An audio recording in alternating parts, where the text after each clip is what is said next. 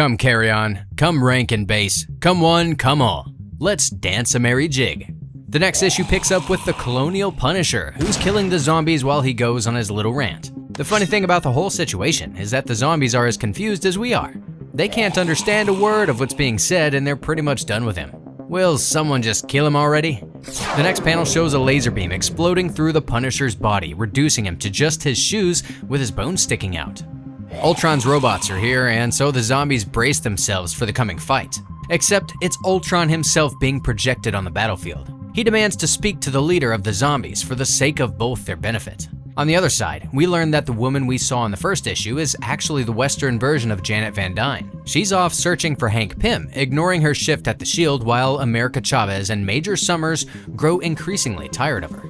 What she's unaware of is that Hank Pym was whisked away by the Vision, the Human Torch, and Wonder Man.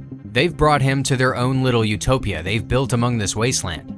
The three explain that they've built a force field around the city that siphons energy off of Wonder Man and keeps the zombies and Ultron robots away.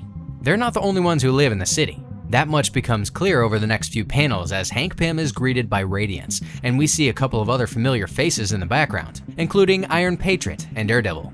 My guess is that these guys were sent over the Shield by Dr. Doom, much like Hank Pym, and were saved by the trio.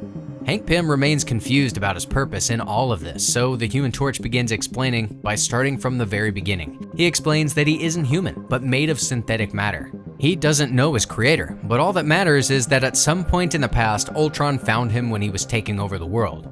Since he wasn't human, Ultron didn't see the need to kill him. Instead, he used him as a blueprint of sorts to create Vision's body. Then comes Wonder Man, who'd already died once in the past and was resurrected as pure energy at a later point. Ultron used his brain patterns to create Vision's mind. Since all three of them weren't human in the strict sense of the word, Ultron used them as his servants to help him take over the world. However, they realized that Ultron's vision was messed up and rebelled against him, eventually building their own utopia and saving whoever was thrown over the Shield. The problem is that Ultron's numbers are steadily growing, and since the shield that protects the utopia relies on the energy generated by one man, it may not hold up in the future. That is why the need of the hour is to get Hank Pym to start learning modern science as soon as possible. The trio is of the opinion that even though Hank Pym belongs to a primitive time, he has the same intelligence and mind as the Hank Pym that created Ultron, so he may possess the key to defeat him. Western Hank Pym is really unsure of himself, so he's reassured that he has some time since Ultron is occupied with the zombie hordes himself. The panel then shifts to a meeting between the zombies and Ultron. He's made a proposition of union among the Ultron and the zombie hordes. He plans to take over the world beyond the shield. One half he'll transform to his vision of perfection, while the other half can be devoured by the zombies.